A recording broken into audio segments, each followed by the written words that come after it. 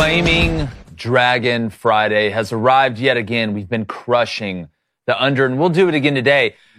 Got a great show for you. We got Jeff Foxworthy coming on. He's our guest picker this week. Super excited to have him on. It's always a great time. We get to chat with him. It seems like once a year, and we always enjoy it. We got locks, leans, and dogs. We got a lot to talk about, but just got brought to my attention, David and Flaming Dragon, that Jay Cutler was arrested recently, last night, I think, for right there. Damn, Jay. Alleged DUI. Yeah, why does he look like the Unabomber? Alleged DUI, gun possession, and what I read, and again, this is all alleged, right? I read on Yahoo that he got in a minor accident. That's allegedly. not alleged, right? No, that's not alleged. I mean, listen, I know how I've watched enough Law and Order to know how it works, but that's not a great start. If I was the prosecuting attorney, I would just show that picture and then rest my case. But he said he got in a minor car accident in Franklin and offered the other driver $2,000 to not call the cops. No. We've talked about drunk drive. We've talked about the stuff with the driving stuff with Georgia and everything. Number one, you're in Franklin, dog. I could have picked you up if we were friends. We need to become friends after this. Yeah. But I'll never understand why anybody that has the means, I'm not even talking about you have to be rich, but if you have enough money to call an Uber or have somebody else come pick you up or whatever, why? Rich people getting DUIs, I'll never understand. I'll never understand it, David. I didn't know he hit somebody else. And that's, again, I was reading a Yahoo article early, so it's all alleged. Obviously wasn't there. Could have been there to prevent it. If Jay would have just called me. A little bit less funny, but two thoughts on that. One, we're in Tennessee. I thought the only way you got a weapons charge was if you weren't carrying a gun. I don't know what the rules. But two, also, Jay's drinking in Franklin? Like, why aren't we getting a call to come hang out anyway? That's my whole... We're not invited to the party? It's selfish of me. I could be there in really 8 blame minutes. the guy. I mean, you beat Bama. You beat Kentucky. Vanderbilt's up right now. They're up right now in the celebration. Broncos won big last night. Broncos won big. I mean, you're basically a 6-foot flat white guy who looks like us with a beer gut with an absolute rocket launcher attached to your shoulder. You do whatever the hell you want to, Jay. Yeah, but you don't drink and drive. Did anyone look like they hated playing pro football more than Jay Cutler? That's I don't think He looked like he just hated it. He didn't want to be out there. I'm like, dude, I'll trade places with you. Yeah, it's, again, drinking and driving is But not today, of course. Jay, you got to take this dude. on your own. Just call us. I don't know. Friends After that picture, please do not call my phone. You would call. I do not want to be whatever list. You would call Jay. Goodness gracious. The Broncos demolished the Saints on Thursday Night Football by Dennis Allen. We reveal our midseason Broyles Award candidates, and Jeff Foxworthy joins us to preview all the top college football matchups of Week 8 and make our picks. I'm Jake Crane, and it's a Flamin' Dragon Friday here at Crane & Company, so come get burnt with us.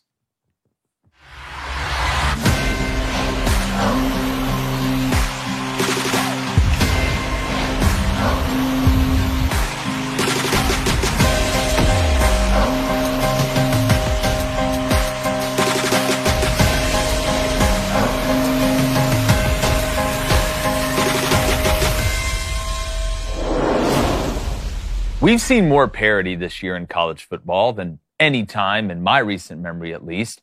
And many people have tried to figure out why. Is it the transfer portal, NIL, conference realignment, or some combination of all of it? And one of those may be correct.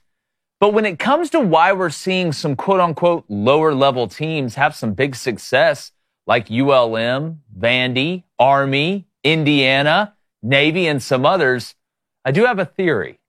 I think these teams are more together and they actually play harder for longer because those guys aren't making the big bucks like we see at some of the top levels of college football. That isn't to say that they aren't making any money or there's no NIL there, but compared to the college football elite and plutocrats, they are truly playing the game for the love of it mostly and for one another. If you really watch closely, you can actually see the difference. It's not just about opt-outs or guys deciding to redshirt midseason because they want to transfer. It's about actual gameplay, what happens on the field. And when you are less talented overall, you have to do something extra to close that gap somewhat.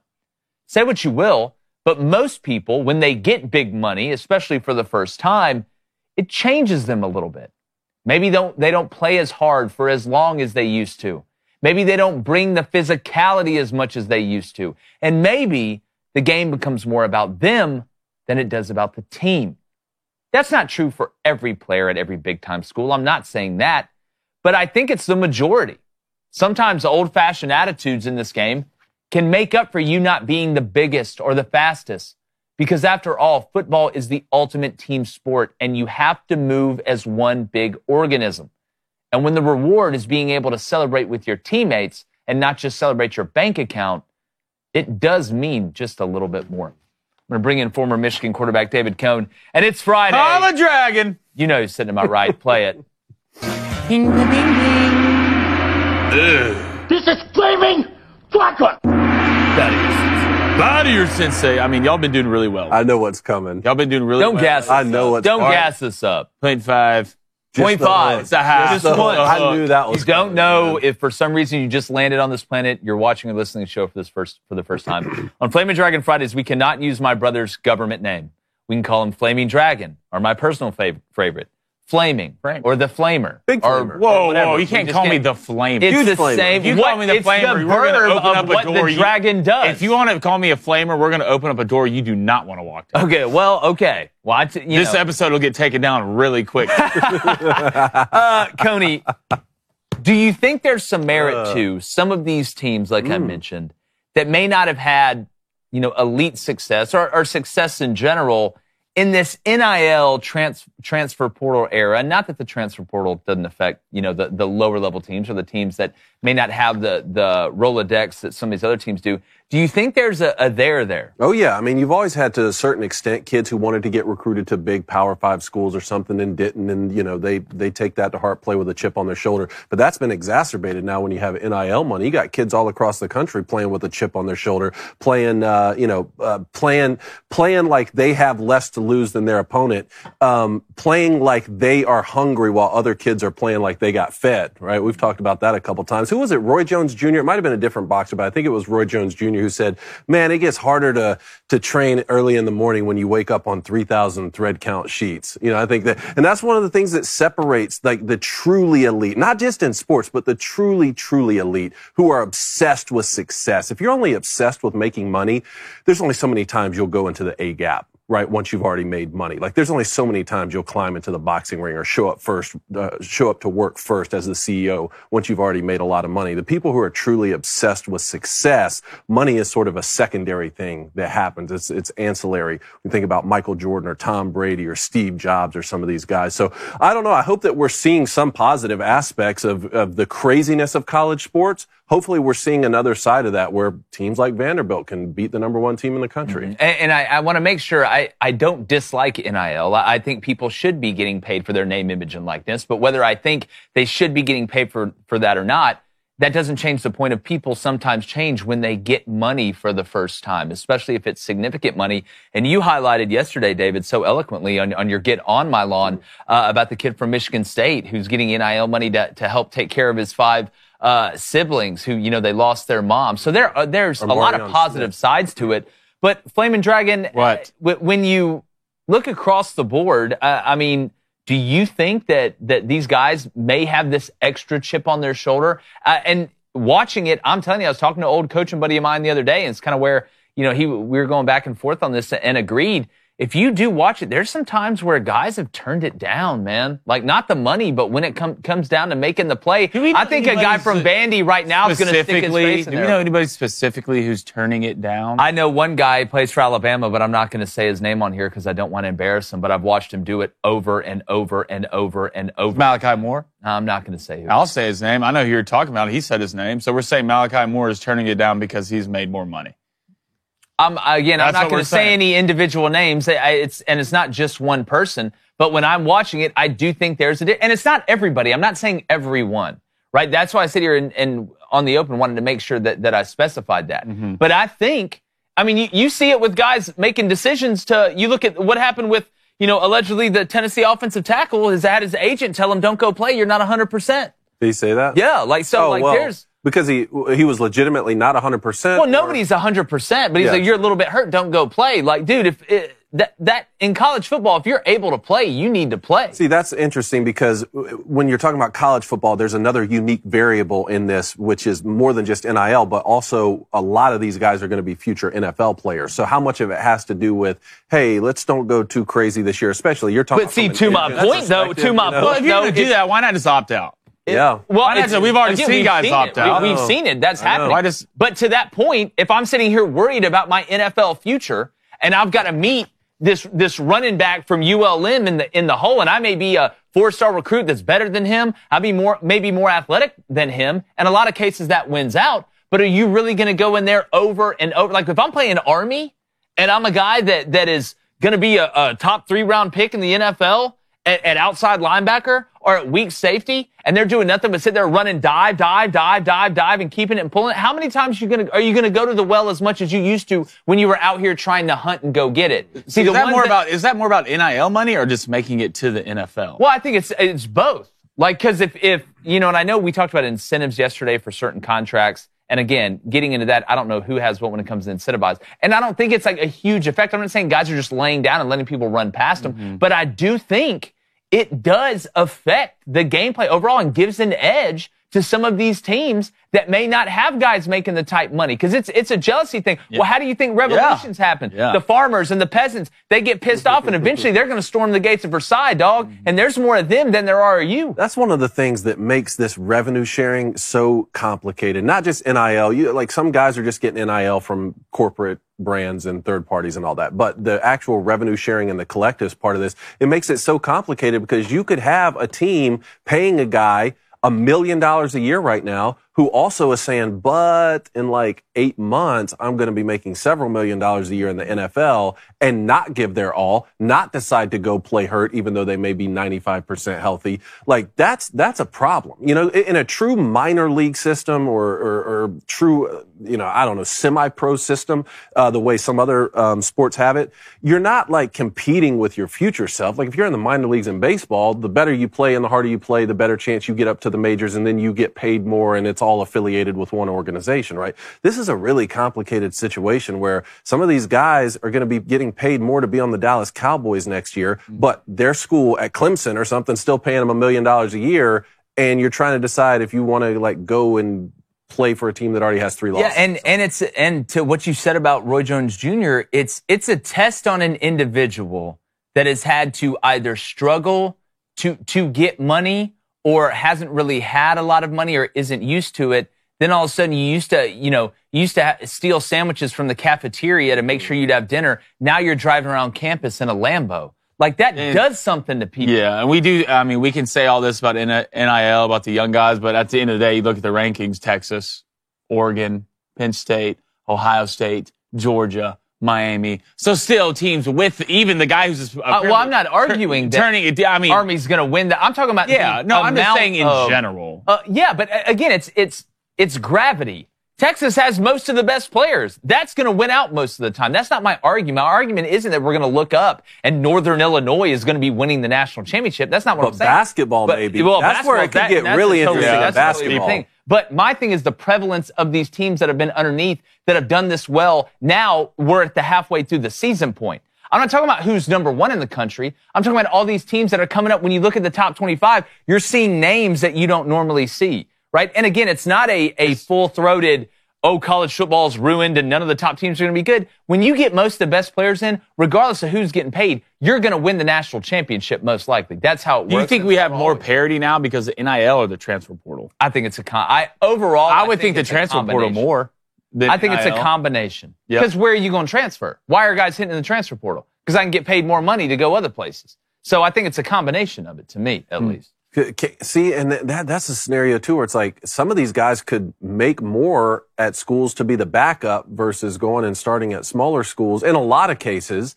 But do you want to play? Do you not want to play? Or is a school forcing you out because you haven't played well, but there's also no Well, then you have the scenario like Ashton Genty, who could have gone pretty much anywhere he wanted to and probably made more than what he's making at Boise right now.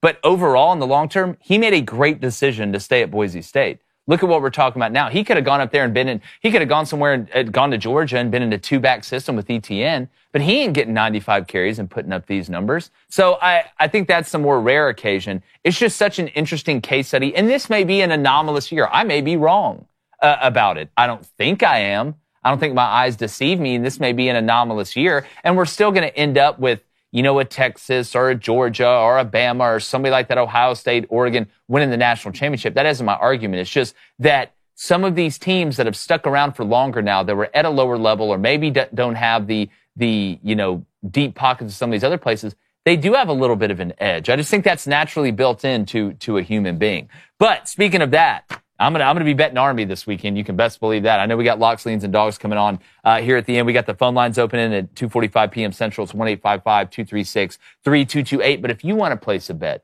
maybe you're not a sports gambler. Maybe you are, and you got a couple sports books, right? You're hanging around with Prize Picks as well, but you want to add something else, to your repertoire. Well, BetOnline.ag. Trust me, this is the place to go. The website's really easy to navigate. They've got props, teaser, anything that's going on in the sports world and beyond. You can bet on politics as well. They're going to have it. When you head over to betonline.ag to place your bets and you use promo code BOOSTER, that's BOOSTER, you get a 50% sign-up bonus of up to $250. Plus, BetOnline's going to toss you a free 100 spins in their casino for all who sign up ahead of this year's presidential election. That's betonline.ag. Use promo code BOOSTER. BetOnline, where the options are endless, Flaming Dragon or Flamer. And so is the fun. All right, Chad, hit that like and subscribe one if you donate. It's on topic. It's a $5 donation from the one and only MPB. What's up, brother? NIL put 90% of the money in a trust, too much cash in hands for 18-year-olds. I agree. NIL has polluted the spirit of the sport. But see, this is the crux of it. I think there should be NIL. It'd be so hypocritical, David, for me to sit right here on a show called Crane and Company and bitch to somebody about making money off name, image, and likeness. Mm-hmm. I get why. And there's really we talk about rev sharing, we talk about this. There's really no great way to do it other than I thought NIL for the 1,000th time was that if Jalen Milroe wants to do a deal with Meineke Car Care Company, now that you can have representation, I thought the Meineke people reach out to Jalen Milroe's people, and they do a deal. And that's how it works. But that's not what happens. We have collectives now. We've created a middleman.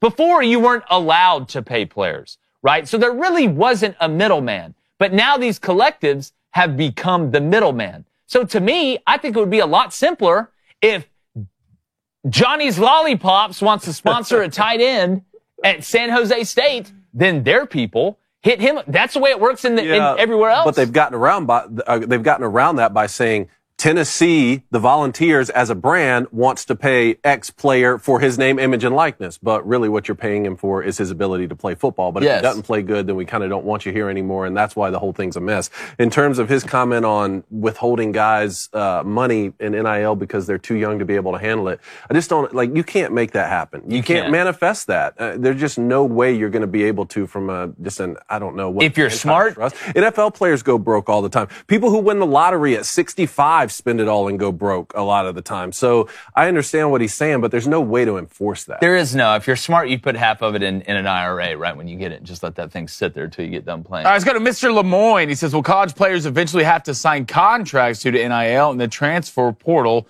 Will contracts help college players not transfer or actually earn their NIL money? Well, there already are contracts. I mean, you look at some of the disputes that we've seen over some contractual stuff already. You look at the Rashada situation that happened before the season. When it comes to buttoning up and putting a better uniform on college football, that's the one thing in this breakaway league that I know we're getting. All right, the thing that I hope the most is that there's no NLI anymore with NCAA. They've gotten rid of that. But if you're going to play in this Super League, if you're going to go play at Tennessee, if you're going to go play at Auburn, if you're going to go play at Alabama, are you going to have to sign a piece of paper that says, in order to play in this now organization, because it would be broken away from the NCAA, at least in my opinion it will be, and I think we all agree there, regardless of what individual school, are you going to have to sign a mandate that says, I agree to abide by these terms or whatever? And then when you go to said school and you get that NIL deal, it is put in there that says, all right, listen, we're going to give you this base to start, this NIL to start. There's some incentives that you can hit. But if you decide to transfer or you decide to leave, you have to repay at under 2 years or whatever. You have to repay this NIL.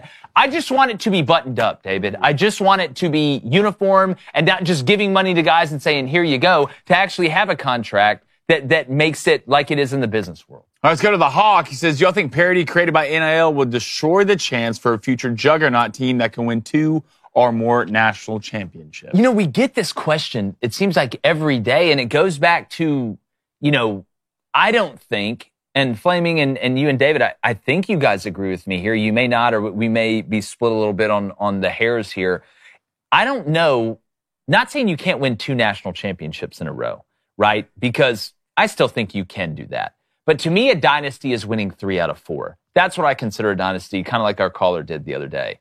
And if you're going to, I don't think you're going to be able to monopolize a roster. I'm not talking about Ohio State spending $20 million in NIL, right, that they got. That can help you. But Nick Saban had college football in a chokehold because they were so much better than you and so much deeper than you on the line of scrimmage and other places that they had such a huge advantage, it was almost a monopoly. I don't know if you can do that anymore these days. I don't know. Let's go to the man made of dough. He says, NIL still seems too unregulated to me. Yes. What's to keep a big school with bottomless pockets compared to a small school with a good program?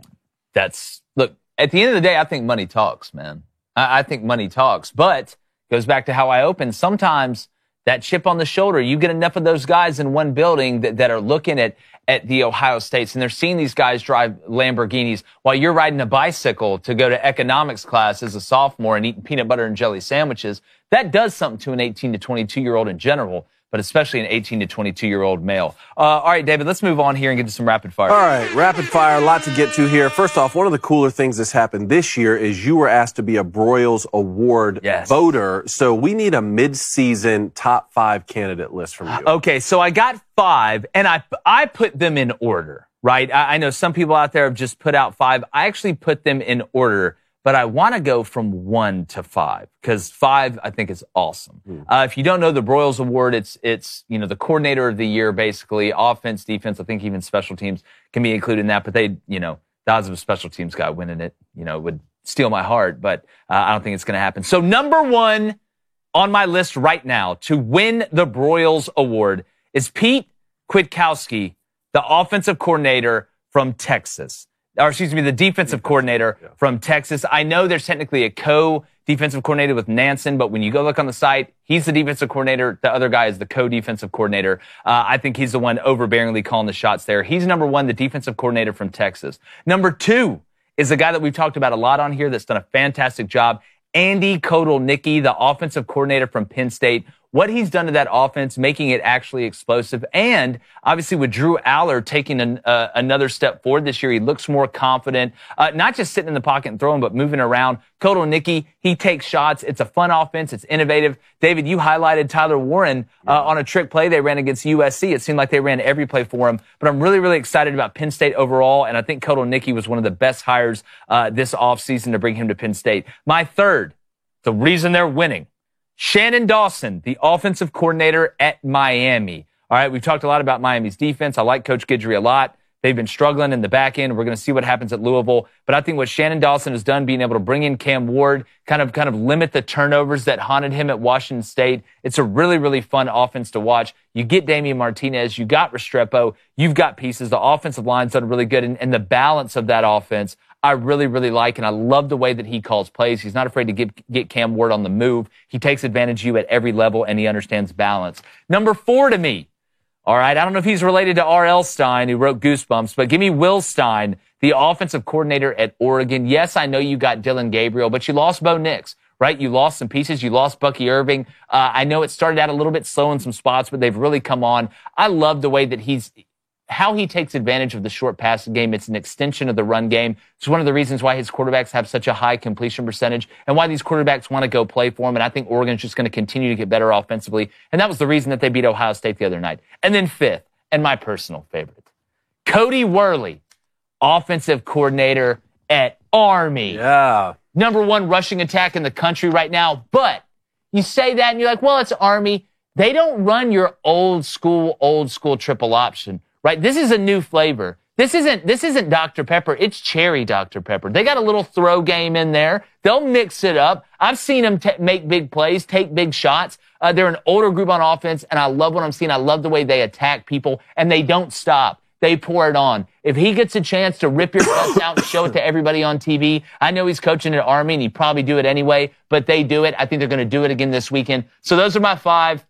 Kwiatkowski, the DC at Texas, Kotelnicki, the OC at Penn State, Shannon Dawson, the OC at Miami, Will Stein, the OC at Oregon, and Cody Worley, the offensive coordinator at Army. I could have picked the DC from Army. I could have probably picked the offensive coordinator or the defense coordinator from Navy. But my coach of the year, if you're going to ask me so far, head coach of the year, Bryant Vincent, ULM, son. Really? Yeah, ain't even close. Ain't even close. Where would you put? He's last in the Sun Belt in salary, but go ahead. Where would for long. Yeah, where would you put Travis Williams? That's the exact question I was going to ask. It was hard for me not to put Petrino on this list, too, to be honest with you, but they've been kind of up and down in the past game. T. Will would definitely be in my top 8. I wrote out 8. Travis was 7 to me. But we got to see how it goes. Look, this is the middle of the season. It's going to be interesting down the stretch. You're allowed to say who you vote for in the end, and I'll probably do that on this show. But T. Will's up there. Look, there's a lot of good candidates, guys. I mean, there's a lot of teams that are having success that I want to put up here. But those are my top 5 right now. All right, man, I like it. Would he be in your top 5? Yeah, he would. I'd probably put Jay Hill up there, too, from BYU, the defensive coordinator, what they're doing this year. But, I mean, it's one of those years where, man, I wish I had 5 awards you could give out for all these guys. There's been a lot of coordinators this year who stepped up and are really punching above their weight. And I'll tell you this LSU defense keeps playing well. Blake Baker name going to slide in there, too, now. Yeah. Let LSU keep cooking. From what they were last year to this year. And what they've lost from a personnel standpoint, don't be shocked if he makes his win. Some surprising news yesterday with Virginia men's basketball coach Tony Bennett deciding to step down and retire effective immediately. And he did cite the current environment in college sports as one of the driving forces behind his abrupt decision to step down. Well, first I want to let everybody out there know Virginia double dribbled against Auburn in the Final Four. All right, I want to let everybody understand that. That's true. Right when I heard this news with no context, the first thing I thought was, oh no, he's sick. Oh no, it's a health thing. Because Tony Bennett, he's class act. I mean, class act all across the board. There's 2 things here. One is an amazing stat. I think he won, 6 NCAA tournament games? And they were all in 1 year when they won the national championship. I think he lost in the first round every other year at Virginia, which is an insane stat if that's true. I saw that on the interwebs yesterday. Number 2, the timing of this to me. And one of the reasons I was so surprised, because I brought up that Tony Bennett's a class act, the timing of this is we're about to tip off the basketball season. So, yes, I know Virginia has got talented players. There's probably some teams out there that would like to come in and pluck some guys. Now, since the head coach left, you have 30 days to enter your name in the transfer portal window, but you're kind of stuck. Like, if you're a player, you're kind of stuck. I mean, I don't know if maybe they knew about this earlier or something and just didn't say anything, and then he did it, but the timing of this, it's right before the season. Think about it. What do you make of the timing? It makes no sense to me. Like, how, if it's NIL, like, if it's pissing you off and it's different, why wait till now? I don't know. It makes me think there's something else. It really does. When I first heard about it, for it to be this abrupt right before basketball season, I don't think you can just get out and blame this on the way sports are going, because you've been doing this recruiting for a while now to get ready for the season. It smells fun. So to me, I'm not going to jump down the rabbit hole too far, but there seems like there's a lot more depth to this situation than we really know. Shocked a lot of people. We'll stay on top of that story. Let's go to the NFL. Broncos, man, rushed for 225 against the Saints last night. Like, it's just been ugly for the Saints. 33-10 win for Bo Nix and the boys. I, first off, want to congratulate Denver on playing really well and doing what they had to do. And, we met Dennis Allen down in Mobile the last time we were at the Senior Bowl. He was very cordial to us. And I know this goes into his Raiders tenure as well. You're 26-51 overall as a head coach. Like, if you're the Saints, and it's not like Tony Bennett where your players in New Orleans can enter or put their name in the transfer portal. like halfway through the year. I just don't know how this man keeps his job. I mean, David, look at the way the Saints started. I know. I mean, hot, high hopes. I know there's been injuries, but at what point do you got to fire the guy? Like this is a cutthroat business. This is the NFL. If I'm a New Orleans Saints, thank God LSU came back and beat Ole Miss, or it'd be the dark ages in Louisiana right now. I mean, there'd be people, the line at the drive-through daiquiri places would be from Metairie to the other side of New Orleans. Well, they beat the Panthers 47-10. It's the Cowboys' fault. And the Panther, Saints should blame the Cowboys. They you thought you were good, and it turns out the Cowboys are just a terrible NFL football team. Did they just beat the two worst teams? You beat Carolina 47-10, rolled the Cowboys at Dallas 44-19. And then just 5 weeks of getting absolutely rolled. And Denver's a good football team, but you shouldn't be getting beat by 23. No. Hit it for my boy Mincy, man. Every time the Saints lose, I just hit it. Sean Payton did become the 8th head coach to record a victory against all 32 teams in the league. That's pretty impressive. Yeah. That's pretty impressive. All right, next one up here. Let's go to Major League Baseball, man. A thriller last night. Cleveland over the Yankees in the 10th, 7-5. 2-1 series lead for the Yankees, and then obviously the Dodgers took care of the Mets for a 3-1 lead. Well, couldn't happen to a better group of people when you're talking about the Yankees. But Big Christmas, one of the best nicknames in all of sports. 2-run jack in the bottom of the 9th to tie it up. And then Fry gets up there in extras and hits the tank. But I thought the most impressive play, a home run is always impressive, especially a clutch home run, was the play that the Indians made on that chopper that was kind of in between first. I think it was the top of the 10th. In between first and second base. Jimenez, I think, got it, and Josh Naylor made an incredible pick in foul play at first base, keeping his foot on the bag to give him 2 outs. They were able to get out of the inning, and then Fry, I believe, hit the tank in the end. What a just fantastic playoff baseball. How can you not be romantic about baseball? I mean, it's just watching the crowd react, that moment, I absolutely love it. And then, look, the Mets got smoked by the Dodgers. Now, do I think the Indians are going to win the series against the Yankees? No, I do not. And to their credit, Aaron Judge hit a 2-run bomb to tie it up late in that game as well. That was just the perfect playoff baseball game. We got 2 more tonight. They're both scheduled tonight. Good. I hope it burns. I hope it hurts if you're the Yankees. I hope it hurts. You know what you have to do. You're never going to win it. You're never going to win it until you come out and apologize. You're going to keep losing like this. What if they sent you an apology letter? Like they didn't. That's fine. That's fine because then I would make it public. Okay. I would read the letter live on X and tag every Yankees personnel team. And then you're back on the bandwagon. I know, and then I'm back on the bandwagon. It's a simple apology, guys. I didn't do anything. It's personal. What did I do? The only thing I did was trying to help the team. And now you're seeing that dark cloud just swirling over New York right now with my face on it. Just every morning you get up, it's me. That's a horrifying thought. It's me, just like this. It's an easy thing. It's just an apology. I don't ask for much. That's a horrifying thought. With a caw sound? Well, it's so basically Flaming Dragon's asking New York to be responsible. But if you want to be responsible and also a man, you need to check out Responsible Man. What is Responsible Man? Flaming Dragon looks at me and asks. What is Responsible Man? Don't look at me like that and ask questions. You're right. But it is a multivitamin that is packed with 33 key ingredients that support your immune system, sharpen your brain, and keep your heart and muscles strong. I say this every time we do this read. We're not getting all the nutrients and vitamins we need, guys. We're just not. Not with this dietary lifestyle. And if you are, good for you. You're one of like 300 people. But you could probably use this as well. So if you want to take the stress off, hey, am I getting all the vitamins I need? Ladies out there, right? If you want to help out, boyfriend, brother, husband, however you get down, you need to check out Responsible Man. And it's a Daily Wires Ventures company, which means it's made right here in the good old USA. No cheap imports, no outsourcing, and it's got a nice minty smell to it. Right? It doesn't smell like those vitamins. It smells like Hagrid had them under his arms for 3 years at Hogwarts.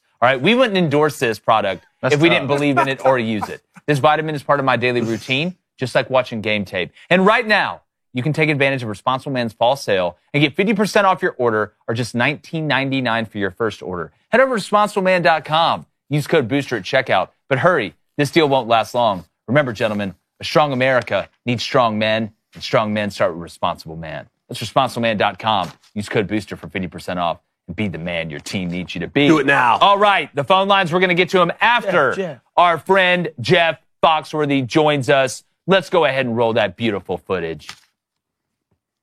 What is up, everybody? Yes, I'm in the middle of laughing because we have one of the funniest and really coolest human beings on the planet. You've definitely heard about him. If you haven't, welcome to our planet.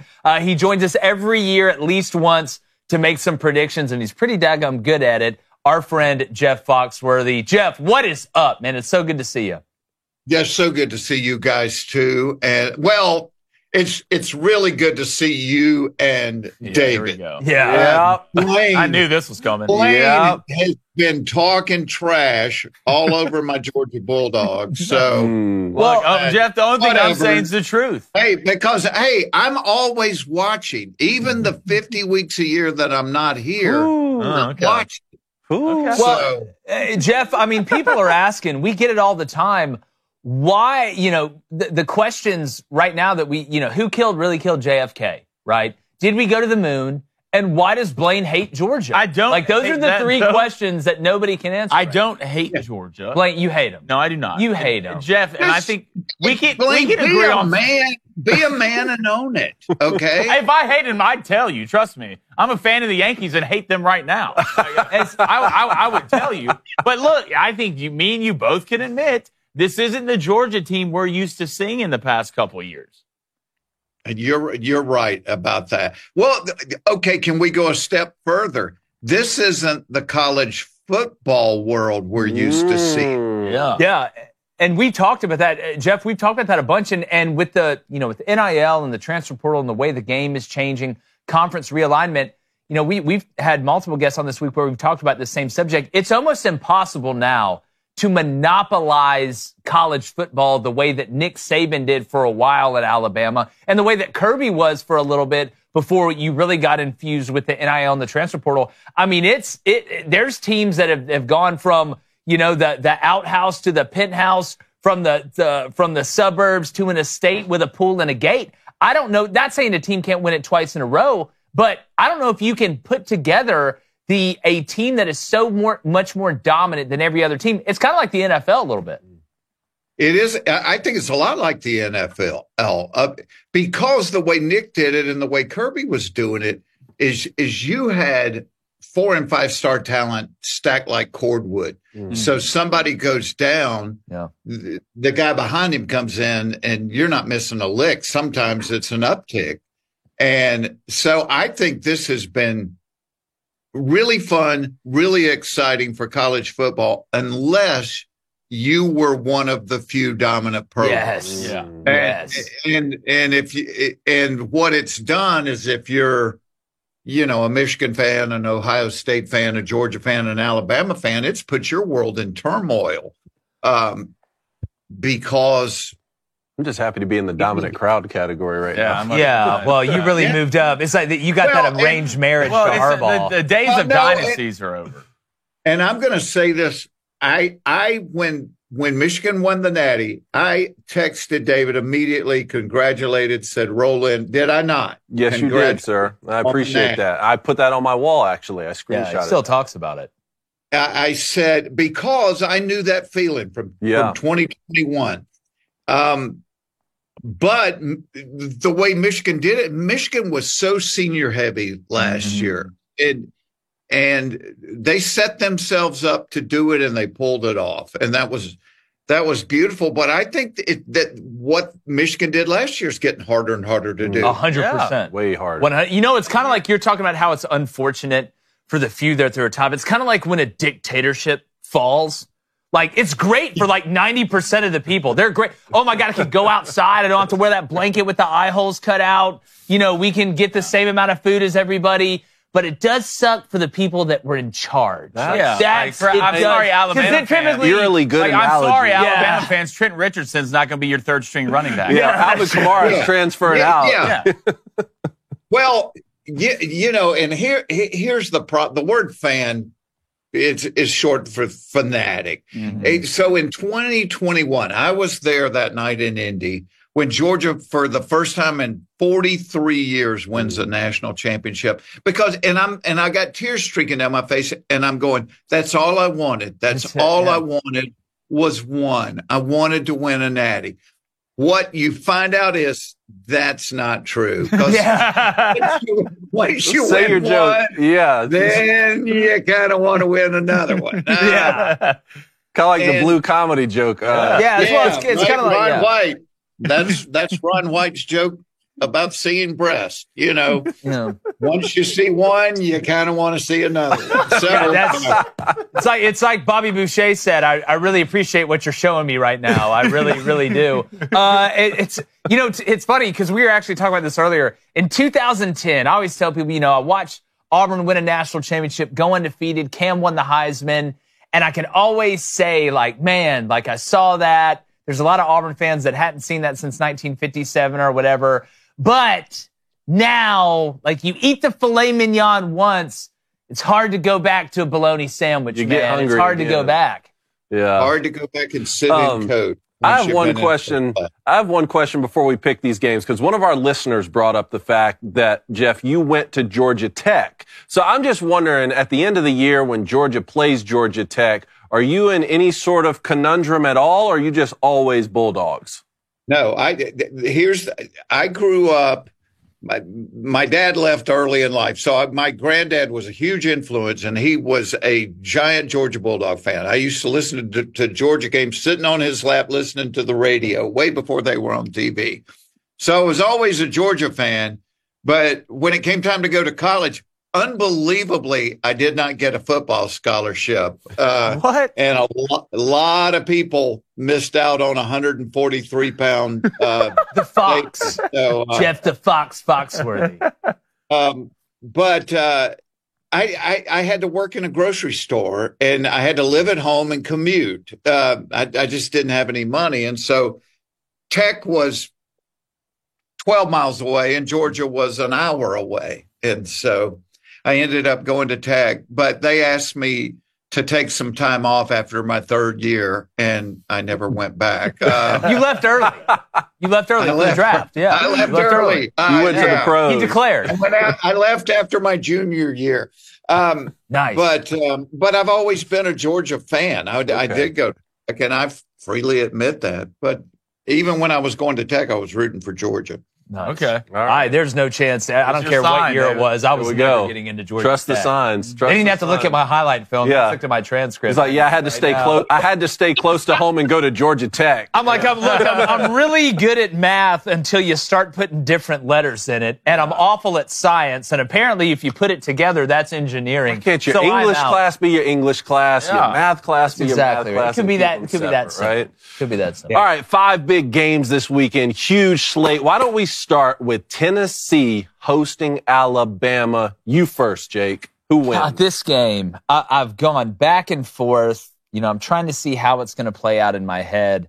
I've watched Tennessee struggle offensively the past couple weeks. We know how good they are defensively. I've watched Bama struggle defensively. Part of me wants to go with the home team here. You would think eventually Nico is going to have one of those games where he freaks out and he gets confident. But if I've got to pick a team in this game, which I do a sports show, that's kind of part of the deal, I'm going to go with the older quarterback. I think Jalen Milroe in Alabama find a way late. I would not be surprised if this was actually a more high-scoring game than what people thought, but I think Jalen Milroe makes a play late, whether that be with his legs, whether that be finding, the 13-year-old witch, Ryan Williams, making some incredible play, or Jeremy or one of the backs they have. I like Alabama to score a late touchdown. I wouldn't be shocked if this game goes into overtime and Jalen Milroe runs in the power read to win the game after Tennessee kicks a field goal. Give me Alabama. Blaine? Yeah, I'm going to go with Alabama on this one, too, and I really like Alabama to cover the 2.5. I think you could probably play this game up to a touchdown. Nico hasn't proven to me against a good football team. Name me a football team where Nico's been the difference in a game. I haven't seen it for the last 3 weeks. Go through Florida, you can go through Oklahoma, you can go through the Arkansas game. I like Jalen Milroe to outperform Nico in this game. I know Tennessee's defense is good, but I think they're going to be on the field a lot, and sooner or later, that Alabama offense is going to break. And I think the Alabama defense is going to show up a little bit in this football game, too. So give me Alabama, and you can play this spread up. Up to a touchdown. What do you say, Mr. Jeff? I'm kind of like Jake. I have gone back and forth. One, you would think the environment at Neyland Stadium, that Neyland's like one of the loudest places in the world. But Nico keeps reminding me of Milton a little bit. It's like Nico won't push the ball downfield. And it's almost like he's not going through progressions or something. Or, God, I want so bad to say Tennessee at home. I mean, I think that home field advantage But I think I'm going to go with you. I think that the older quarterback in Tennessee's got a great defense, but Lord knows what Milroe did to us. Man, when you've got a quarterback that can do that and is the threat to bust it open with his legs, I think I'll go with Blaine. I think it's going to be really, really close, but Alabama and a squeaker. Yeah. You guys remember the scene the last time these two teams faced off in Neyland and the goalpost came down and they go in the Tennessee River? Man, I was ready to take Tennessee at home earlier in the season. But, these last few weeks, while both teams have sort of fallen off, I think the Tennessee fall off has just been a little bit more drastic, a little bit more concerning for me. If the Alabama defense shows up the way that Blaine's talking about, that's going to be a big key for them moving forward. Well, it's to me too, David, if both these scenarios play out, if one, Alabama is up late, right, up a touchdown late, and Nico has to drive down the field and score a touchdown, I feel like Alabama can stop him and win the game. If Alabama's down 3 or down 4 and Jalen Milroe has to take them down the field and score a touchdown, I think Jalen Milroe and them can do it. Even 90-yard drive. That's what I'm saying. That's just either one of those, I think Bama finds a way. That's just why, I think we're all. Yep. So I'm going to take Alabama in that one on the road. Let's light up the cigars. Next one up, let's go to the Big Ten. Illinois hosting Michigan in a top 25 matchup. Tuttle starting, right? Tuttle starting. Jack Tuttle starting, which I think is the right decision for Michigan, even though they're still going to be the Michigan we think they are. They're going to be ground and pound. He can run it a little bit, so you can do some of the same things when they were having Orgy and the rest of the gang in the backfield. But, man, I like Luke Altmaier. Illinois is wearing the uniforms from 1407, so that's going to be great, back when they only had 4 colors and 2 songs. So it's that's going to be interesting to see. I think it says a lot about Brett Bielema that he's an offensive line guy. He looks like he's chasing the guys from Dukes of Hazzard, but yet now they've become a passing team that can make big plays down the field, and Altmaier is just a gamer. I think this one's going to be tight. Probably going to be low scoring. That's not a shocker in the Michigan game, but I think Tuttle makes a turnover late that costs Michigan. Give me Illinois to win this game and continue to put themselves in a position to maybe play in the Big Ten championship game. Blaine? Yeah, I'm not going to pick a team that gave up 240 rushing yards against Purdue when you're playing Michigan. Khalil Mullins will have an absolute day against these guys. You're not going to have to ask a lot from Tuttle. There are always going to be certain throws he's going to have to make, but I do trust the running game and the defense. Give me Michigan and the cover. Mr. Jeff? Golly, you guys have good games this week. Illinois in a real close one. Ooh, Just because it's at Illinois. And I think if Michigan falls behind, they can't score fast. So it's true. That place could be rocking. All right, David, who you pick? Champaign, y'all, guys, playing at Champaign, it's such a cool environment. You know how much respect I have for this Illinois program and Brett Bielema in general. I'm really proud of Luke Altmaier after transferring from Ole Miss. Someone tweeted at me this week, what if Jack Tuttle is good? And it's yeah, I saw that spark that happened when he came in the Washington game. They played from behind for the first time. 2 turnovers in the second half, though, is what ended up costing them the game. I agree with Blaine on the rushing attack, though. If Michigan can just run the football, I think the defense is going to step up. And with only 2 losses, I don't think those NFL-bound seniors yet have, given up on the season. I think they're looking at everyone else around the country, like we talked about. Everyone's losing. So, hey, we can still make this thing, and one of our losses is out of conference. Give me Michigan by 1 point on the road in a close one, man. It's going to be a hell of a game. All right, let's go to Arkansas hosting LSU after that big win against Ole Miss. I hear a lot of people using the term trap game for LSU. This is a rivalry game. I don't think there's going to be any oh no, we're going to overlook Arkansas. What worries me, and what I've said multiple times this week, is, when I was coaching, it was a lot harder to get our guys to play good the next week after a big win than it was after a tough loss. Because after a tough loss, you want to get back out there the next day, man. You hope you play on Thursday. You want to make up for it. But LSU does have a veteran guy in Nussmeier at quarterback who, while he hadn't had a ton of starts, he's been there a while. He's from a football family. I think LSU is very, very confident, and they should be right now. That defense, they're playing team defense. They're not missing tackles in the open field. They're turning guys back inside, going into the leverage. They're doing smart things. They're playing discipline. And I think these teams are just about even. But it seems to me that Taylen Green throws his best. We know he can run. All right, nobody's doubting that. But throws his best in the biggest moments. And Sam Pittman is like a phoenix that has risen from the ashes. I think he's already saved his job. If they win this game, he's definitely saved their job. These teams are pretty even to me. I actually think Arkansas's offensive line is a better run-blocking offensive line than what LSU is, which is crazy to say after what we thought coming into the year. I like Arkansas straight up at home. Something tells me the spidey senses are tingling, that they're going to sell a lot of Razorback nuggets this weekend. That place is going to be rocking. Give me Arkansas. Give me Taylon Green. Give me Bobby Petrino in the motorcycle and the neck brace. Turn it up down there in Fayetteville, Blaine. They're going to be calling them. I agree with you. I'm taking Arkansas in this game, too. I bet Arkansas the week before against Tennessee, and absolutely Taylon Green outplayed Nico in every single way. He shows up in big moments. There's one thing I can trust about this Arkansas team, which we talked before the season, which was the biggest surprise for us. Sam Pittman is a what? He's an offensive line guru, and they have to be able to do what? Run the ball. You didn't see that early, but you're seeing that now. And LSU has been struggling being able to run the ball. So obviously I'm going to favor the home team that can turn around and hand the ball off to Jackson, get 4 or 5. And then you layer that with the play action from Taylon Green, and that just creates and makes it easier. I feel like Nuss is going to have to create a lot more on that side because of the lack of being able to run the ball. So give me Bobby Petrino. I think T. Will have a great game plan walking into this football game. I like Arkansas on the home team. Jeff, who wins? I'm piggybacking off Jake. I think it's hard to play. I think that win last week cost them something, and they've got A&M, I think, next week. And Arkansas is a time of possession team. And, you know, LSU wants to score fast. So Fayetteville's going to be rocking. I'm taking the Hogs. I love Sam Pittman. Do you see the fun there, piggybacking? I see what Jeff did. Piggybacking. I mean, he's a professional. Yeah, that's what I'm saying. I see what I'm a recognized game. Now I'm torn on it, man, because I wanted to pick Arkansas all week and thought I might be the only one to do it. Now, all of y'all picked Arkansas. Josh Pate's come on here talking about Arkansas, and I'm like, do we squad ride this thing, or do I have to go the other way and pick LSU? We going to squad ride? I know what you're going to do, Anakin. Huh? Go ahead and pick LSU. Let's go with Arkansas. Yeah! Squad ride! There we go. Hey, if you bet your bottom dollar, if LSU wins this game, the screenshot underneath. Oh, picking Arkansas, we're going to get roasted. If Tennessee and LSU win, we're in trouble. That's what makes college football great. Yeah, I'm going to have to go to Iraq for real. ACC, Miami still unbeaten, going to go on the road and play Louisville. Who you going to take? Take Louisville. You won't do it. Say what? You won't do it. Say I won't. You won't take them.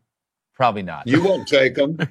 Love the over in this game. Louisville's been such a disappointment defensively. I know, there's still time for them to turn it around as far as, kind of a 30,000-foot view. They may be out of the ACC race by now. I like what they do offensively, and there's something about this Miami defense. And we've talked about them not getting out of man coverage. They get Ruben Bain back. But that secondary has struggled. So I actually think Louisville is going to lead for most of this game. I wouldn't be surprised if they were up double digits in the fourth quarter, but Cam Ward and Restrepo and the rest of Heaven's Army that Miami has on offense just seems to find a way when they have to turn it on to really turn it on. I think Cam Ward has a huge Heisman moment in this game. I know Louisville's not Georgia. I know Louisville's not Notre Dame. But I think Cam Ward has a humongous Heisman moment in this game. And Miami, once again, after skating by against Virginia Tech, the skin of their teeth, they get by the protesters at Cal. I think they find a way to get by Louisville. Give me Miami kicking a game-winning field goal, 40 yards off the left hash to win it as time expires. Give me Louisville. I'm taking Louisville straight up in this game. I think they're going to keep the ball, play the possession game, limit Cam Ward and the possessions he has on offense. I think Cam's going to make a couple turnovers, which we have seen from him lately, which is somewhat surprising. And I like the run game from Louisville, and I think that's going to be the big difference. Sooner or later, Miami, your luck's going to run out. You can't keep winning games like this. It's a luck of the draw, and the ball is going to bounce the other way. I think Brahms been waiting for this. I think he's been waiting for this game. I think he's going to have a couple tricks up his sleeve, and I think late, flip it the other way around. Louisville field goal at the end of the game. Well, you do know, Blaine, what good defenses and good exorcists have in common. I don't. They limit possessions. There you go. Write that down. Very good. Jeff, how about that? Huh? You like that one? You can buy that one if you like. I'm embarrassed to say that made me laugh. I know. I'm embarrassed now that I heard myself say it.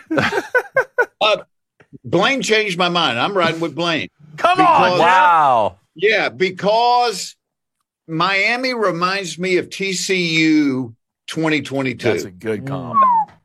Is pulling out every game right at the last second, and eventually that catches up with you. Yeah, I'm going. I just changed my mind. I'm going Louisville. How does it feel to be a trendsetter? I'm doing my job over here. You guys with the mustaches picking Louisville. Damn right. Are you Miami. Cam Ward, Miami. Okay. Good. 56 to 53. Probably. Yeah. You're probably. Yeah. Well, 63 to 60. Hey, so a low-scoring game. Yeah, low-scoring game for them. 63-60. I'm going to take Miami on the road. All right, let's go to the game of the weekend. Georgia going on the road to play Texas. We've been talking about it since this schedule came out, since Texas joined the SEC, and here we go. Who wins? Everybody's been hot on Texas, and they should be. They dominated Michigan. They dominated Oklahoma. I know, those teams had the offensive balance of a one-eyed, one-legged pirate, but at the end of the day, Texas was still able to dominate both of them and look really good on both sides of the line of scrimmage. Georgia's had their problems, right? We watched them struggle early against Alabama, but they fought back. I like them going up tempo. I think it helps them out. We talk about Texas as the team, the one team, at least so far, that if they dominated in this game could possibly separate themselves from the rest. But let's not forget, Georgia has become one of the new biggest dogs, pun intended, on the block, right? Kirby kind of took it over from Nick Saban. I don't think this team is what Georgia has had the past 2 to 3 years. I think we can all agree on that. I don't think they're going to make the mistake of starting off slow like they did against Alabama. They're going to come out ready. I think they're going to go up tempo a decent amount. I would not be surprised if Georgia came out and took a lead early in this game. But I think Sarkisian has the most complete and balanced team in college football. It's college football game's a lot like Earth. Gravity matters, and over 4 quarters, I think Texas is just a better football team, and they find a way to keep Quinn Ewers upright enough.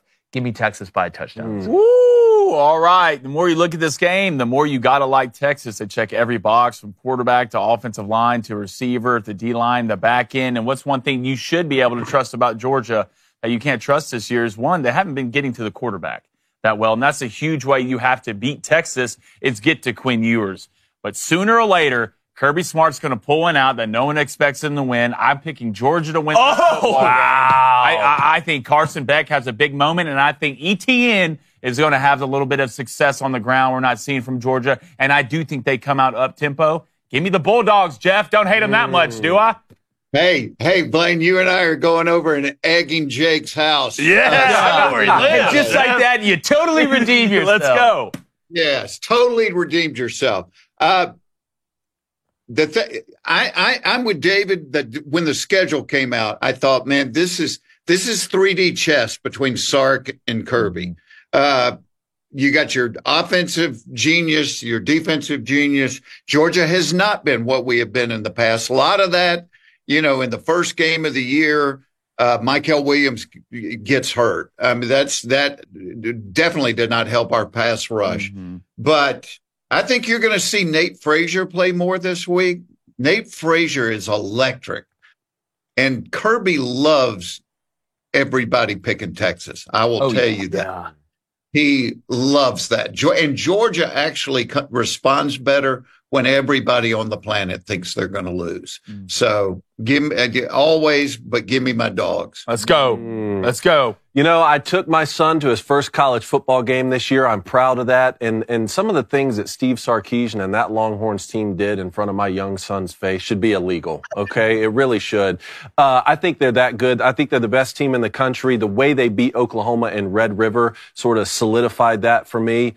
But I'm not going to sit here in this chair when Mr. Jeff Foxworthy takes time out of his week to come on this show. I'm not going to sit here in this chair and take Texas. Let's go, Georgia. Yeah. I'm not going to be barking at anyone, but I will say let's go with Georgia on the road for you, Jeff Foxworthy. Let me get this right. I'm the only one picking Texas? Yes. Yeah. It's a great gig. It's a great gig. Yes. Hey, I love it. Let's go. Look, I love it. Who knows?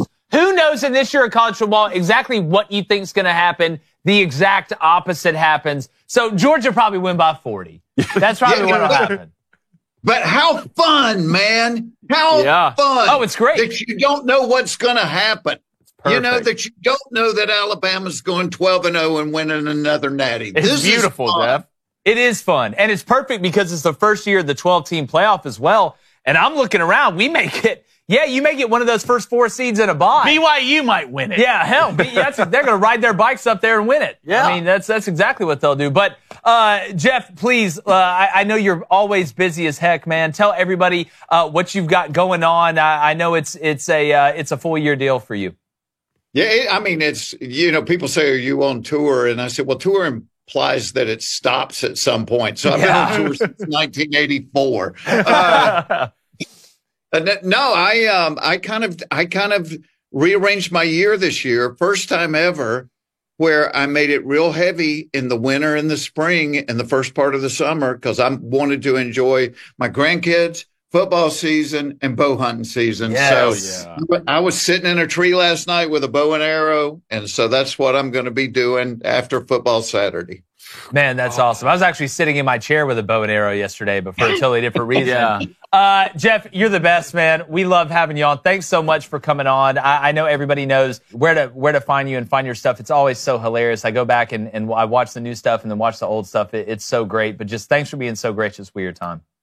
Thank you, brother. And Blaine, thanks for redeeming yourself, man. Yeah, look, I couldn't sit up here with that mustache looking at that camera and pick Texas. That's exactly right. Damn right. Perfection. Look at that. Come on. Going to tell me a joke and sell me a reverse Why are my clothes mortgage? falling off? That's exactly right. Jeff Foxworthy, thank you. You're the best, man. Thanks, guys. I didn't hear Flaming Dragon say at the end, why are my clothes? You didn't hear him say that? No, I did not hear him say that. Two things, the tequila and Jeff Foxworthy's mustache. Make your clothes fall on off, huh? Right. That's a hell of a combo. Man, he's a great guy. He is. All right, I want to get to locks, leans, and dogs in 1 second. But first, speaking about tequila, some of y'all may drink some tequila this weekend. You may drink whatever your drink of choice is. All right, but if you want to not feel as bad the next day, you know what you need to drink before you drink? And remember, drink responsibly. It's Z-Biotics, man. All right, I kept hearing about all these pre-alcohol, probiotics and wondered what it was actually like. Well, now that we've tried it, we all have. I get why everyone is talking about it. And with their new GMO technology, Z-Biotics is continuing to invent probiotics that will help everyday challenges of modern living. If you want to check, I'm telling you guys, we have a bunch of audience members that have used this. You drink it before you go drink. And I promise you will not feel as bad the next day. And if you go to zbiotics.com/booster, you can learn more and get 15% off your first order when you use code BOOSTER at checkout, BOOSTER. Z-Biotics is backed with a 100% money back guarantee. So if you're unsatisfied for any reason, which you won't, they'll refund your money. No questions asked. Head to zbiotics.com/booster today and use code BOOSTER at checkout for 15% off 100% of a good time. And all right. Know our sales team is the best in the country because they schedule Z-Biotics reads on Friday. Oh, they know what's up. When they know I'm going to have one. They're playing 4D chess. All right, locks, leans, and dogs before we get to phones and back in the chat. Yeah, I'm riding with Army. I'm riding till the motor stops. I'm going to actually take him at -14 and get that at -146 is one of my locks. Let's go, Army. Keep rolling. And then I'm taking a page out of the Flaming Dragon playbook here. I'm going Bowling Green. They're playing Kent State at home, -20.5. Scott Leffler and the boys throwing in big dips, getting big dubs. That's at -112. And then leans. Lean with it. Rock with it. North Texas and Memphis. It's going to be a score fest. All right. I'm talking Matthew McConaughey and sorority row type scoring. Over 67, -135. And then I'm not taking Auburn to win a game. So if I'm not going to take Auburn to win the game because I don't believe in them, I'll take Missouri. All right. I'm going to get him at -3. That's at -138. And then my dogs. That noise, dude. Illinois, Smart. That's right. Sorry, Smart. David. I almost sorry, did it. not sorry. Smart. +150, and then Arkansas. I'm calling them. I picked him with Jeff Foxworthy. I can get him at +114. Who cares? Fight me. Give me the Great Hogs. value for Illinois at home +150. I almost did it, but I didn't. Buckle up. I'm coming in hot. Locks. Miami, Louisville. Over 60, -110. The last 2 games, Louisville's given up almost 1,000 total yards. Miami has almost 1,100 total yards. Yeah, I like the over. I was thinking, 63-60, maybe a low-scoring game for them? Yeah, for them. -110 on the odds. And then my second lock, Texas A&M against Mississippi Mississippi State under 56 minus 110. Similar thinking to why I took the under in Texas, Oklahoma. If we get a close game, I think it'll be low scoring. If there's a runaway, I think it'll be Texas A&M, but I don't think they. Love your logic. I mean, what, 42-10 maybe? You think something like that? So I'm going under 56. Leans, I'm going to ride with you guys on the Bowling Green. Let's go lefty. Bowling Green minus 20.5, minus 112 on the odds, hosting Kent State, just like Jake said. Come on, lefty. Dominate, close the door on them. Then I'm leaning Alabama, money line, minus 148 on the road, playing Tennessee. One of the best games this weekend. I can't wait to see how it shakes out. And then for my dogs, give me Colorado plus 114 going on the road to play Arizona. Arizona's lost 3 of their last 4, I believe. Colorado just keeps finding themselves in close games, and usually they win those. Did take a lead against Kansas State last week, ended up losing that one, but still impressive to fight back nonetheless. Give me Colorado plus 114, and then I'm going to ride with Arkansas at home as well, plus 114 against LSU. All right, I love it, fellas. Let's roll through it with my locks. I'm going to Alabama money line as a lock. Lock it up. It's an absolute dub. I'm going to go ahead and take Dave's at minus 148. I love those odds. Give me Army minus 13.5. I bought this game down. I want to keep it 2 possessions. Jake's obviously a little bit more confident in Army than I am. I think they do win the game, but I want to make sure to hit it if they do hit it at 14. That's going off at minus 150. Then I'm leaning Michael Jackson, baby. Give me the Bowling Green Kent State over at 54.5. The one thing Kent State did look good in doing last week, while I was actually throwing the football, they did outgain Ball State from a yardage standpoint, and Bowling Green has one of the worst pass defenses in the country. Then I'm going to under in the Alabama-Tennessee game. I also bought this up to 60.5. That's going off at minus 155. I don't see a lot of points in this game. This feels like a 24-17, maybe a 30-17 game to me. At the end of the day, I think both these defenses show up. And then for my dogs, baby, I'm rolling in. I'm going in the well again, fellas. Sooner or later, they got to do it. Sooner or later, it has to happen, right? Give me Auburn. I hope you're right. Money line plus 142. That spread has been going down all week. I think it's at 3.5 now. I think Auburn, from a running standpoint, will be able to stay in this game. And I think Auburn, who is going to be down in the fourth quarter, comes back and wins the football game. Am I crazy? Maybe send me to Shutter Island. I don't care. Then I'm going Louisville with Braum and the boys at home against Miami. Sooner or later, Miami's luck has to run out. All right. I think that's going to be this weekend on a Saturday against Louisville. That's money line plus 160. All right. There it is, Very fellas. nice. Let's see. We're going to put that on social. Let's get to calls. All right, y'all. It's already 3:06, so let's go rapid fire here. I want a lot of energy on the lines, and let's keep it short. Let's start with Michael in Texas on a Pongo alert. What's going on today? Fellas, I heard you break down the Michigan-Illinois game, so my question to you is, with the bye week, how much improved are we going to see Michigan, especially in the passing game on Saturday? What do you guys think about Jack Tuttle? Look, he came in and gave him a spark. We saw Michigan do something we hadn't seen them do. Play from behind. They actually took a lead in that Washington game. Then 2 turnovers in the second half, just like we were talking about with Jeff Foxworthy. Obviously, that's concerning. But you got to start the guy. You got to start the guy. And just what Flaming Dragon was saying, I almost said his name, but like Flaming Dragon was saying, let's just run the football down their throats in Champaign, win by 1, get on the bus and go home. I think Jack Tuttle throwing is the backup plan against this Illinois team, and he gives you the best chance at the backup plan. If the run game isn't working the way you want to, then you move to be able to pass the ball. That doesn't mean you don't go play action a little bit early. You don't throw the ball at all. But I think Jack Tuttle as kind of the escape hatch, the parachute out of the plane, being able to give you a chance to throw the ball. I think that's what it's going to be going into it. But I'm telling you, I like Illinois in this game. Michael, before you go, give us your prediction. It's tough. Illinois is a weird team whenever we play against them, but I believe Michigan will pull it out. It's going to be 27-24. I like it. All right, Mike. Great call, Mike. All right, let's go to Josh in Boise. Josh, what's going on today? Hey, fellas. What How's up? it going? What up? Hey, real quick. Travis Hunter, his interview talking about Genty. It's funny. Most of the people, including you guys, experts, have said that they feel like he just shouldn't have come out and said it. But everything he said was kind of like right and accurate because he plays both ways. The one thing that I haven't heard from anybody, want your take on this because I feel like I'm taking crazy pills. When he said that Genty has carried the ball 95 times, if he could catch the ball 95 times, how many yards do you think he would have? It felt absurd for him to say that only because running backs start behind the line of scrimmage and they have to go against 11 guys each time they get the ball, compared to wide receivers that when they catch it, it's already like built in that they've got 10 yards plus, and then they only have to get past a couple of guys after that. And that's why running backs seem to average a lot less than wide receivers. And I looked at Travis Hunter's average. He's pretty close to Genty's average in terms of running, even though he should have probably twice as many yards with how many catches he has. It felt like a really silly thing to say. What's your guys' take on that? Well, we hit it yesterday. And again, I think, and Cone may have made this point, and I thought it was a good one that's kind of a little bit different than anybody else. Said, yeah, like Travis Hunter saying, oh, well, Genty's got 95 carries. But, dude, you play more snaps than he does. Like, so you actually have more opportunities to pad stats and get numbers than what Genty does because Genty doesn't play defense. So I thought, it's a good point you make. It is different. Now, there's a difference between catching a now screen and a 9 route, but I don't think you're too far off there. Appreciate it, Josh. Okay. Thanks, Josh. Thanks, man.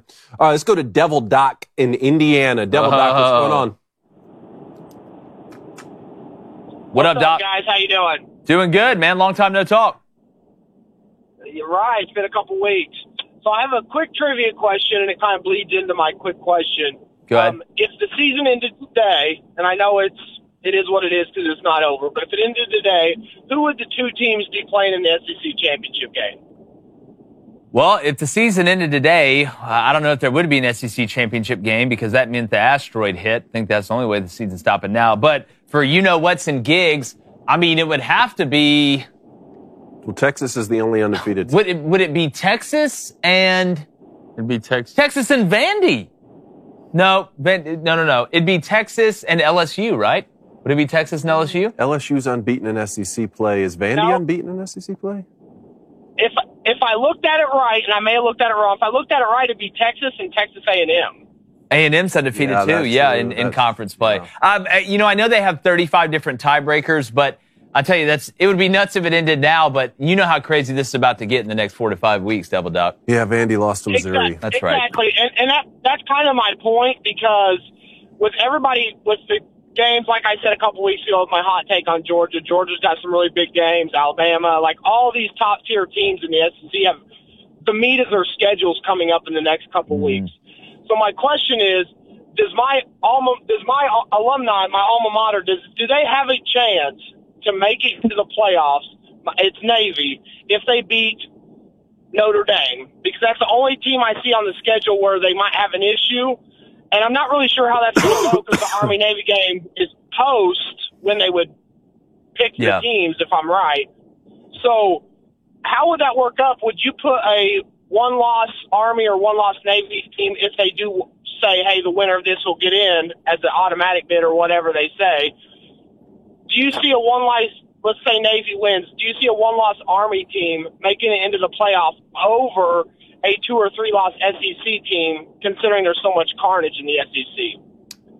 Well, I mean, remember that group of 5 spot is solidified for one of them. So I don't think if Army makes it, unless they somehow would get that 4th, the bye to be the 4 to be undefeated and get the bye. But if they lose one game, they may be the group of 5 team, but that wouldn't, I guess you could say technically it could cost an SEC team a spot, but that spot's already locked in for the group of 5. I think for Army to make the playoff, and to be the group of 5 team, either Army or Navy, you're going to have to go undefeated because if you lose one of those games, okay, and you're going to make it outside of being the group of 5, if Notre Dame is one of those games you lose, they're going to pick Notre Dame over you guys anyways. Appreciate it, Devil Doc. Right. I appreciate it. Appreciate it, buddy. Thanks, man.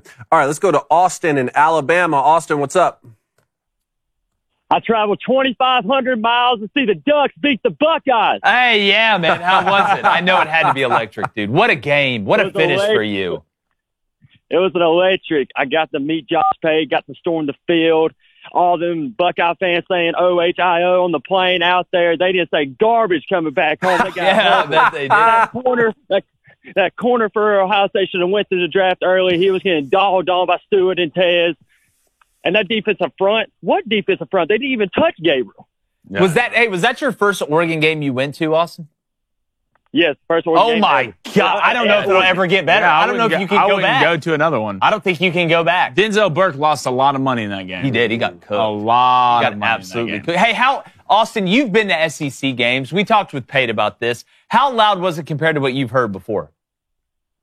I think it's the loudest I've been to. I think that lived up to the expectation because I've always wondered, seeing it always in the top 10 and stuff online, I've always wondered if it would live up to the expectation, and it did. It got loud. Now, I will give Ohio State credit. That's a great team. Most likely it's going to be a rematch. That's two elite teams going at it.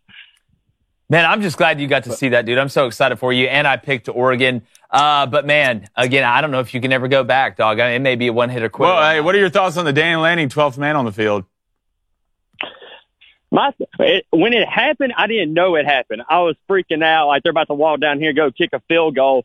But if he actually did it, that was genius. And if it was a mistake, it was the luckiest mistake in the world. But that grin and that post-press conference, he did it. Hey, before you go, y'all going to beat Purdue by 30 or more or what? 35. 35. All right. I might need to tweak my picks. But thanks for calling in, buddy. Hey, thanks, buddy. Glad congrats, you had an Happy epic for you. road trip, man. That's awesome. All right, let's go to Josh in North Carolina. What's up, buddy? Oh, hey, guys. What's up? What up? Yeah, I'm at Kenan Stadium right now. Nice. Thankfully, basketball season starting soon. Yeah. So, don't want to talk about them. Also, I just wanted to talk about the Tennessee-Alabama game for just a second. Go ahead. For some reason, I mean, it's a rivalry, so I expect it. But, like, for some reason, like, just weird stuff happens in this game. Mm-hmm. I mean, I know we had the whole – trust me, I grew up on it. Like, they lost 15 games in a row. Then they won in 2022. And then they had the lead in 2023 that blew it. But for some reason, I'm like you, Jake. I've gone back and forth. Like Monday, I thought Bama was going to win. Tuesday, Tennessee. Wednesday, Bama. Thursday, Tennessee. So, like, I'm, like, split right now. I don't know who's going to win this game. But I have a sneaking suspicion it's going to be like a walk-off field goal. And I have no clue who's going to kick the walk-off field goal, but I feel like the final score is going to be 30-27. I just don't know who's going to be on the 30 side, who's going to be on the 27. So that's what I Josh, think. I'm writing that down. 27. I'm writing. Look, 30-27. I mean, look at the spread pretty much. I mean, that would line up. That's what we're all thinking. Yeah. I just don't see 27 points from Tennessee, and I don't see 30.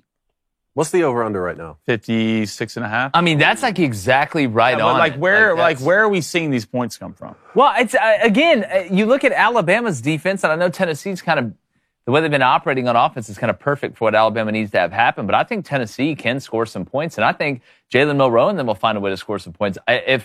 I think we're going to have a defensive touchdown or a special teams touchdown. Did you not see Tennessee play Kent State and Chattanooga? That. Yeah. Like, what yeah, they did. About? I saw he scored 70 and 50, then 20, then 11. Appreciate it, Josh. Right now, Blaine? Oh, God. Great. It's we'll find not out great. more tomorrow. It's not great. Josh, hey, have fun, buddy. Thanks, buddy. Appreciate it, man. Appreciate it, man. All right, let's go to Peter in Richmond. Peter, what's going on? Peter. Oh, hey, guys. What's up? What's up, dude? Hey, appreciate it, man. Hey, so I'm a UVA fan, and, for the first time since, I was first year at UVA, I'm higher on the football team than on the basketball team. I was wondering, we're 4-2, right? We gave Louisville a run for their money. Like, do you think we have a chance against teams like Clemson, Miami, SMU, or I think full game? Look, I think when it comes to SMU and Miami, yes, because the talent gap difference between y'all and SMU is going to be closer. Miami's defense has been struggling. And I've said this for a couple weeks. Calandria is a problem. Like, if people don't know who that cat... I remember watching him, Peter, last year. Was he a freshman last year? Like, he was... He was. Tony Buckett kept getting injured. So I think I remember watching him come in against Boston College, and I was like, who the hell is this guy? Like, where did Tony find this guy? But I'd be excited for you. I think you got Clemson. That defense is pretty stout. I just think they're better. They're way better than y'all when it comes down to a full-throated team, as opposed to Miami kind of being, a little bit imbalanced offense to defense. Let me ask you this while we got you here, Peter. How shocked are you by the Tony Bennett resignation as a UVA fan? I mean, it came as a shock. We're so close to the season starting. I don't think anybody expected it. Same time, though, like, I don't think he was really into the whole current landscape with the transfer portal. You know, the system's really based on letting talent like watch, learn, develop. And when you have guys like Jabri who, you know, barely play and then leave after a year, we never get to see them. Yeah. You know, it's really hard to build a team and a culture. Whereas, you know, that 2019 team, like, not only had they sat and watched and learned, but they'd also been through the ringer, and they'd gone through that before. And so, like, they knew what to do when it came time. You know, you see the way the odds changed so rapidly in the final seconds of all those postseason games, right? That's culture, but you lose that after the 2019 season. Yeah. His recruiting fell off after that. So it's probably Tough. time to retire. Yeah. Well, look, good luck this week against Clemson. I don't think it's going to go good, but y'all should be excited. Look, I'll about say this what's about getting built Virginia out there right in now. football. They're a sneaky wagon when it comes to covering. They are. And They 21 are. seems like a lot to me, man. That's It why I is. didn't It does. know. A lot, but Clemson. I mean, you were 7.5-point dogs against Louisville. You lost by 4. You were -1.5 against BC. I mean, you won by 10. You're, I don't even know if you were a favorite against Wake, and you end up winning that football game. So I think Virginia right now, I wouldn't be surprised. After that collapse last year. Yeah. I wouldn't be surprised if Virginia covers in this football game. Appreciate it, Peter. Peter, great call. Calling again, man. All right, let's go to Alex in Atlanta. Alex, what's up? A-Town. Hey, guys. How's it going? First-time caller here in Crane & Company. So Appreciate it, Alex. Thank you, man. Thank you. I wanted to ask y'all's opinion on Andy Kotelnicki for the Broyles Award. So you look at how Drew Aller has gone year over year and his transformation from kind of like a mid-quarterback to sort of like leading the Big Ten. Do you think Andy Kotelnicki could sort of become that Broyles Award recipient? I think 100% he could. And depending on what happens the rest of the year, including at home against Ohio State. Look, I'm telling you right now, and everybody keeps, and you know, we had Austin called in earlier, and he may be right, and I predicted it before the year that Oregon would rematch against Ohio State in the Big Ten Championship. I picked Oregon to win in the regular season, Ohio State to win in the Big Ten Championship game. But I'm telling you, man, the more I watch this Penn State team, like, with Kotelnicki was the perfect hire. That was exactly what you guys needed, not just from the innovativeness on offense and being able to push the ball down the field regularly and not be afraid to throw the ball. That's one aspect of it. The other aspect is the development of Drew Aller. And it's not just fundamentally, it's mentally as well. The confidence that he is throwing the ball with, the confidence that he has to push the ball down the field, I think is a direct reflection of Kotelnicki giving him that and trusting in him and developing him, even in the short time that he's been there. Don't be shocked if you look up and Penn State's playing Oregon in the Big Ten Championship. Just don't go put up 3 against the Buckeyes. Don't. I don't think they will derail all this momentum. Yeah, you know? it's a great time. Y'all need to beat Wisconsin on the road first. True. Yeah, well, yes, but you know, sometimes you got to be able to see the beach through the trees a little bit. That Wisconsin game's way more dangerous, especially after Van Dyke went down than we thought it was going to be in the Bama game. But Alex, great call, man. Thanks for calling in, man. Alex. Again. Thanks, everybody, for calling in. If you're still on the line, please call in next week. There's going to be a lot to talk about on Monday. May get to them early. Bets tonight. Last night, Boston College, Bill O'Brien. The butt chin let me down, dog. I don't want to talk about it. Let me down. Here's what I got for tonight. Sew it up there. TJ Pittenger. Right here, dog. I think Florida State may win this game, boys. I think Brock Glenn, the son of the astronaut, I don't know if that's really the son of the astronaut. Give me FSU. They may win it, but I love them at +3.5 at -134. Manny Diaz doing a sneaky job at Duke. It's a little bit ugly, but they are called Duke. And then my second game, Oregon, Purdue, under 60.5. Flaming. Wow. Under it. I don't think Purdue's going to score a lot. I know they were able to run the ball against Illinois and have a lot of success. I think Ryan Walters may have a little bit up his sleeve this game. Give me Oregon to win 38-17, 55 points total. Let's do that, because then I would hit, because I'm going to take Purdue +30 at -118, and then go ahead and give me Duke on the money line. I just can't. We can both. How am I field goal. Lose by State? field Yeah, goal. let's do it. I love it. Duke money line -148. All right, fellas, I love it. Bring my bets up there. I'm taking Oregon -29.5, -110, ass beating. Ass beating of a lifetime. So give me BYU and the boys -9.5. That's gone off at -112. You're at home against the Oklahoma State team that's in shambles. I know we've talked about the Oklahoma State BYU game all week, but quickly, how do you feel about it tonight, Coney? Oklahoma State at BYU, 9.5 point spread here. I don't like the 9, but man, I don't know. I like BYU to win, but I believe at some point I keep thinking Oklahoma State will show up and play good football. But Ace thinks BYU -9. He's going to take that at -110. Y'all should squad ride. Then he's going to ride the over at 60.5. Who knows? I mean, Oregon could score 70 points against Purdue, but it is on the road. I think Ryan Walters and them are going to show up. Flamey, what do you think, BYU, Oklahoma State? You just think it's... Well, I think people need to realize the fact that BYU is a damn good football team. They are. They're a complete football team. Yeah, and they are. And I think Oklahoma State doesn't know who they are. Mm-hmm. They haven't figured out their identity the entire year, and I don't think they're going to magically figure that out today. All right, if you donated, guys, thank you so much. We really appreciate it on this side. Let's go to a $2 donation from Bootylicious. Good. It says, new clock rule helps and lack of fundamentals, in my opinion. Okay, Bootylicious. I like that. We can get behind Bootylicious for sure. $2 donation from LB. Sorry, I had to do it. Happy birthday to one of our BC leaders, Texas Ed. Eddie, happy birthday. Ed, I know it's your birthday. Level on up now. Happy B-Day, brother. Let's go to a $10 donation from that boy, Big Rick. He says, boys, got two things. Yeah. Beat the hell out of ECU. And how about Dalton Connect with an absolute heater last night? 35 points toward the last 20 out of 22 points for the Lakers. OT dub. Dalton Connect, JJ Redick. What do you have, 20 straight at one point? He scored 20 straight. Look, if you watch Dalton Connect, we talked about this last year. If you watch Dalton Connect at Tennessee, you're like, there's one of them. That's one. We called him Diet Luka, right? Because he's got some nastiness about him. Look, and he's at the Lake Show. It was hot. If I have to watch LeBron James' son shoot another three, I'm going to throw up. Yeah, it's not good. Is he shooting threes? He's 0% three-point shooter. He keeps shooting. What are we doing? Stop. I told you Michigan just got them one. They got them one. White boy Winters Grady, 6'5". He's a white boy basketball player named Winters Grady. Come on. Let's go. Why is he already 5 for We're 7? already in the Elite Eight. I can already feel it. Dusty May. $10 donation from David. Appreciate it, David. I'm going to say it, and I don't care if this sounds bold or if it jinxes my team. Bucks beat the Ravens Monday 42-17. I don't think people truly grasp how much we have to play for now. Hashtag Tampa. Baker's cooking. Absolutely. Let's go to a $5 donation from Giant Raiden Knight. He says, ladies and gentlemen, we're back. The God bless the troops parlay. Army -9.5 and Navy -9. Yes. It's been a wagon. Army and Navy are wagons. I'm riding it till the motor stops, like I said. $10 donation from Brian Ringer. Appreciate it, Brian. Boys, I'm literally streaming the show while out playing 18 with the wife. It's our anniversary weekend. 6 years. Congratulations. Going to the Colorado versus Arizona game tomorrow. Wow. Wife is a University of Alabama alum. What's your best bets? About to drop the ring. Are you kidding me? First off, what an amazing Friday.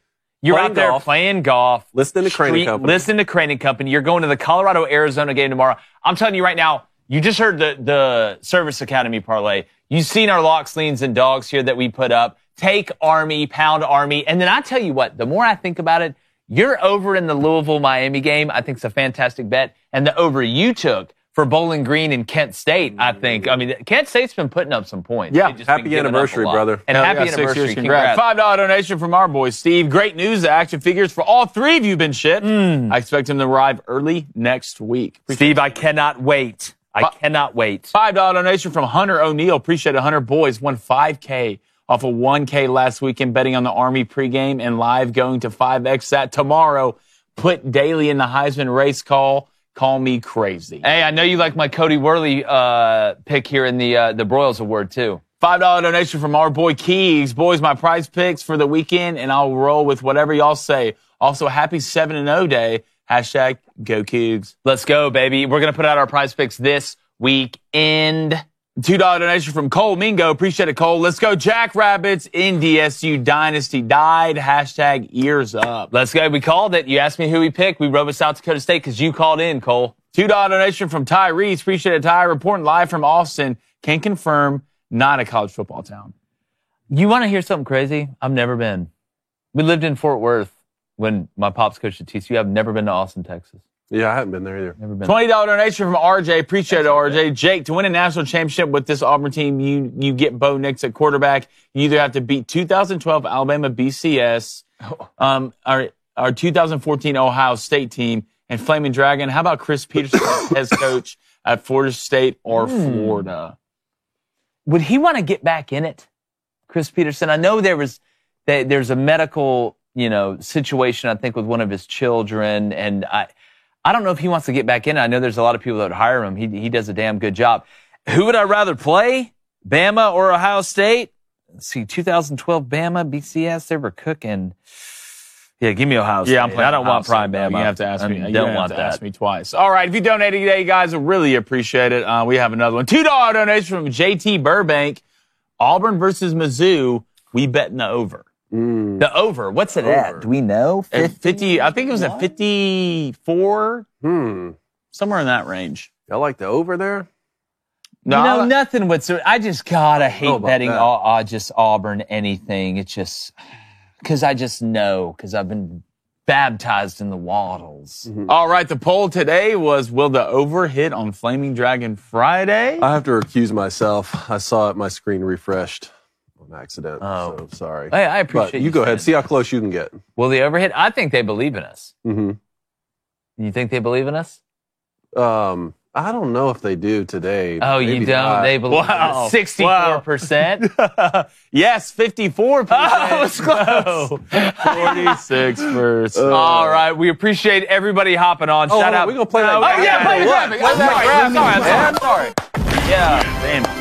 I got to get back. You have to come up with a different game. That's what David Cones do. I'm starting to look like Billy Napier over here. Yeah, you are. You're like 1-11 the last 12 times. Great recruiting class. Yeah, great recruiting class. You see him on Leave Them Broadway Girls Alone. All right, shout out Bet Online, Responsible Man, Z-Biotics, and our buddy Jeff Foxworthy. Appreciate you guys, too. Make sure you hit that subscribe button. We're almost to 160,000 subs. You guys help get us there. And like the chances of me not dropping stuff while I'm over here. Lock in, dude. You got to catch you on a Friday. Lock in, dude. I'm locked. Setting up the whole weekend I'm here. in the cupboard locked, but he got out. Just like the chances of me not enjoying watching these football games tonight. We're going. There it is. Woo! God, y'all know who what time didn't it get is. out. There it is. That pumping Ninja. Badger. He'll never get out.